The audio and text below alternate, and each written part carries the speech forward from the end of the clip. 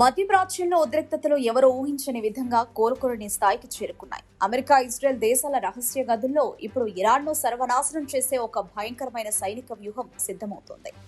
Iran అణు స్థావరాల వద్దకు నేరుగా అమెరికా, ఇజ్రాయెల్ ప్రత్యేక కమాండో దళాలను హెలికాప్టర్ల ద్వారా దించి అక్కడ దాదాపు ఆయుధ తయారీ స్థాయికి చేరుకున్న సుసంపన్న యురేనియంను బలవంతంగా స్వాధీనం చేసుకోవడమే ఈ వ్యూహం. చర్చల ద్వారా గానీ, యుద్ధం ద్వారా గానీ ఇరాన్ను అణ్వాయుధ దేశంగా మారనిచ్చే ప్రసక్తే లేదని వాషింగ్టన్ ఇప్పటికే స్పష్టం చేసింది. అమెరికా అధ్యక్షుడు డొనాల్డ్ ట్రంప్ ఇటీవలి ప్రకటనలో ఇరాన్తో దౌత్యపరమైన ఒప్పందం కుదరకపోతే అమెరికా సైన్యం అత్యంత క్రూరమైన సైనిక చర్యకు దిగుతుందని స్పష్టం చేస్తున్నాయి. ఇరాన్ అణు పరికరాలను సుసంపన్నం చేసిన యురేనియంను అక్కడికక్కడే ధ్వంసం చేయడం లేదా వాటిని దేశం దాటించడం జరుగుతుందని ట్రంప్ సూటిగా హెచ్చరించారు. అంతేకాదు, అమెరికా అంతరిక్ష దళం ఇరాన్ అణు స్థావరాలను 24 గంటలు పర్యవేక్షిస్తోందని, వాటికి దగ్గరగా ఎవరు వచ్చినా ఆకాశంలోనే పేల్చివేస్తామని ట్రంప్ పేర్కొన్నారు. అటు ఇజ్రాయెల్ ప్రధాని బెంజమిన్ నేతన్యాహు సైతం అమెరికా ప్రసిద్ధ ఛానల్ 60 Minutes కార్యక్రమంలో మాట్లాడుతూ ఇరాన్ యురేనియంను అడ్డుకోవడానికి ఉన్న ఏకైక ఉత్తమ మార్గం నేరుగా లోపలికి వెళ్లి దానిని బయటకు తీసుకురావడమే అంటూ మరింత దూకుడు ప్రదర్శించారు. అయితే అమెరికా వ్యూహకర్తలు ఈ స్థాయి తెగింపునకు రావడానికి బలమైన కారణం ఉంది. ఇరాన్ అణు స్థావరాలను గాల్లోంచే పేల్చేయడానికి అమెరికా వైమానిక దళం చేపట్టిన ఆపరేషన్ మిడ్ నైట్ హామర్ ఘోరంగా విఫలమైంది. అమెరికాకు చెందిన 7 అత్యంత ప్రతిష్టాత్మక B-2 స్టెల్త్ బాంబర్లు ఇరాన్లోని ఫోర్డో, నతాన్స్ అణు కర్మాగారాలపై 14 భారీ బంకర్ బస్టర్ బాంబులను ప్రయోగించినప్పటికీ ఇరాన్ పర్వతాల లోతును ఇవి ఛేదించలేకపోయాయి. ఇరాన్ ప్రస్తుతం 60% స్వచ్ఛత కలిగిన 140 కిలోగ్రాముల కంటే ఎక్కువ యురేనియంను ఇస్ఫహాన్ వంటి సురక్షిత ప్రదేశాలలో దాచిపెట్టిందని, ఇది 10కి పైగా అణుబాంబుల తయారీకి సరిపోతుందని అమెరికా నిఘా వర్గాలు తరలు పట్టుకుంటున్నాయి. అందుకే ఇప్పుడు నేరుగా సైన్యాన్ని దించి యురేనియంను దొంగిలించే ప్లాన్ చేస్తున్నారు. ఒక పరాయి దేశంలోకి చొరబడి అణువాయుధాలను బలవంతంగా ఎత్తుకురావడం అమెరికా పెంటగాన్ అధికారులకు కొత్తేమీ కాదు.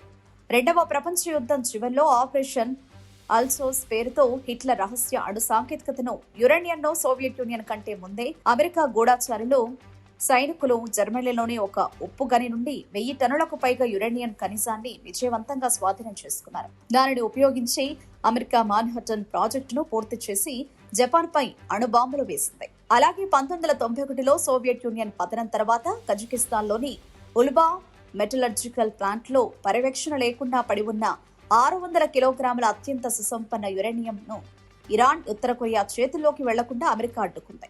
ప్రాజెక్ట్ సైఫర్ అనే అత్యంత రహస్య మిషన్ ద్వారా 31 మంది అణు నిపుణుల బృందాన్ని ఒక భారీ C-5 గెలాక్సీ విమానంలో కజకిస్తాన్ కు పంపి తీవ్రమైన చర్యలో ఆ 600 కిలోల యురేనియంను అమెరికాకు తరలించారు.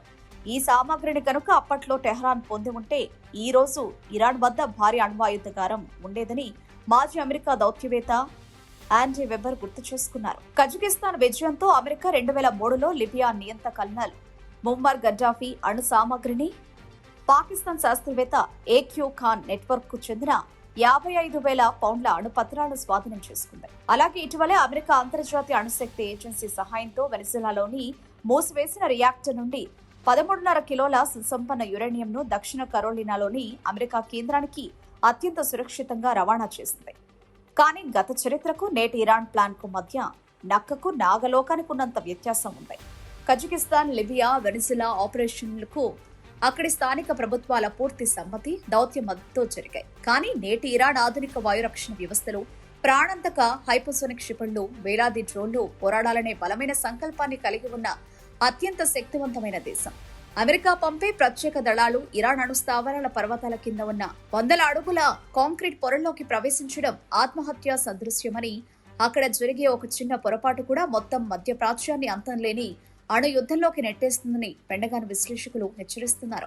ట్రంప్, నేతన్యాహులకు ఇరాన్లోకి ప్రవేశించడానికి మార్గమే కానీ బయటకు రావడానికి దారి లేదనేది నగ్న సత్యం.